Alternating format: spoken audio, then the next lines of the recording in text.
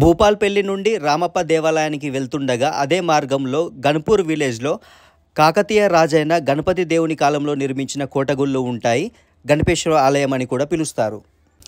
లోపలికి వెళ్తుండగా starting right సైడ్లో ఒక శిలా శాసనం, అలాగే కాకతీయుల అద్భుతమైన కళా నైపుణ్యంతో మనకు శిల్పాలు కనిపిస్తాయి.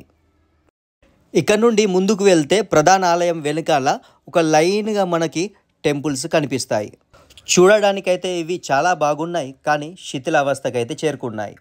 ప్రధాన ఆలయం లెఫ్ట్ సైడ్లో కాటేశ్వర ఆలయం అయితే ఉంటుంది. ఈ ఆలయంలో కాకతీయుల అద్భుతమైన ఆర్కిటెక్చర్ మనం చూసుకోవచ్చు.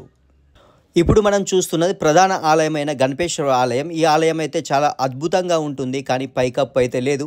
ఆ కాలంలో ఈ కోటగుళ్ళని చాలా వరకు అయితే ధ్వంసం చేయడం జరిగింది. ఈ ఆలయంలో ఏనుగుని వంచుతున్న సింహంతో పాటు ఇంకా చాలా అద్భుతమైన శిల్పాలు చూసుకోవచ్చు. అలాగే ఇక్కడి ఆర్కిటెక్చర్ మాత్రం చాలా ఎక్సలెంట్గా ఉంటుంది. ఇప్పుడు మనం చూస్తున్నది గర్భగుడి.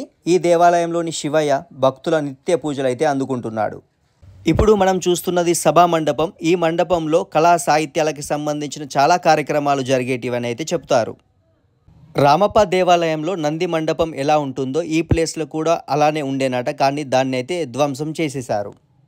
ఇలా ఈ కోటగుళ్ళు దగ్గర ఒకటే ప్లేస్లో మనం చాలా ఆలయాలు అయితే చూసుకోవచ్చు, కానీ అందులోకి వెళ్ళి చాలా వరకు అయితే శిథిలావస్థకు చేరుకొని ఉన్నాయి.